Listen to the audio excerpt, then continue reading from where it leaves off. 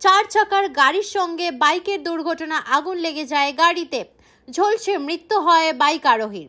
এই দুর্ঘটনার পরবর্তী সময়ে জনতা উত্তেজিত হয়ে যায়। অভিযোগ, দমকল দীর্ঘক্ষণ পরে এসেছে, ইট বৃষ্টিও করা হয়। পরিস্থিতি নিয়ন্ত্রণে আনতে ঘটনাস্থলে নামানো হয় র্যাফ বিধাননগরের বিশাল পুলিশ বাহিনী।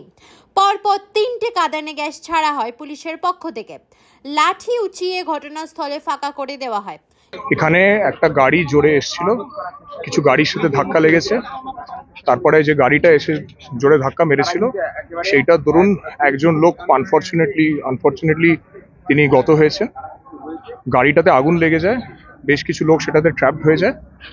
আলটিমেটলি তারা রেস্কিউড হয়েছে। এখন অবধি আমরা যা খবর পেয়েছি তাতে একজন লোক আনফরচুনেটলি গত হন। আর এখানে আশেপাশে ওই খালের সাইড থেকে বা কিছু জায়গা থেকে কিছু লোক এখানে জমায়েত হয়। পুলিশ নিজের কাজ করার সময় দমকল এসেছিল, পুলিশ যেটা এসেছিল এসে তারপরে ওখান থেকে লোকজনকে যা রেস্কিউ করা হয়েছিল, যে গাড়িটা ব্যাডলি ড্যামেজ হয়েছিল, যেটা আগুন লেগে গেছে, সেটাকে সরানো হয়েছে। পরপর যে ডেড বডি ছিল সেটা সরানো হয়েছে। সেটা সরিয়ে নেওয়ার পর কিছু লোক এখানে জমায়েত হয়েছিল, কিছু উত্তেজনা করছিল। আমরা তখন কোনো রেসপন্ড কিছু করিনি। তারপরে ওরা আমাদের এই ব্যারিকেড যেগুলো আছে সেগুলো নিয়ে এখানে পথটাকে আটকানোর চেষ্টা করছিল। তখন আমরা ওনাদেরকে বলি আস্তে আস্তে চলে যেতে, নিজেদের বাড়িতে চলে যেতে। তাহলে আস্তে আস্তে আমরা ওরা পেছনে যাচ্ছিল। এই যে খাল পাড়টার ওই সাইড থেকে এসে বেশ কিছু স্টোন পেল্টিং হয়, পুলিশের মধ্যে আমাদেরও কয়েকজনের একটু ইনজুরি হয়। তখন আমরা বাধ্য হয়ে কিছু রাউন্ড গ্যাস ফায়ার করি। আপাতত লোকজন বিভিন্ন জায়গায় ডিসপার্স হয়েছে, এটাই হয়েছে।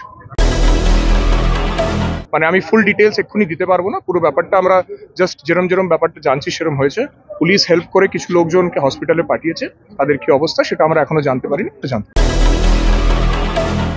আমরা যতটুকু জানতে পেরেছি, যখন আমরা সবাই এসছি তখন এখানে যা প্রেজেন্ট পুলিশ অফিসার যারা ছিল, যারা এখানে ডিউটি করছিল, তারা ইনস্ট্যান্টলি তারা আমাদেরকে জানায় আরো দমকল ফোর্স আসে। শুনেছি, এটা আমি আর ভেরিফাই করতে হবে। ইনিশিয়ালি যখন দমকল আসছিল তখন কিছু স্টোন পেল্টিং হয়, সেটার জন্য আমাদের রেস্কিউ অপারেশনটা কিছুটা হলো একটু বিলম্বিত হয়েছিল। তারপরে আস্তে আস্তে আরো ফোর্স এনে আমরা যা করার করেছি। Thank you.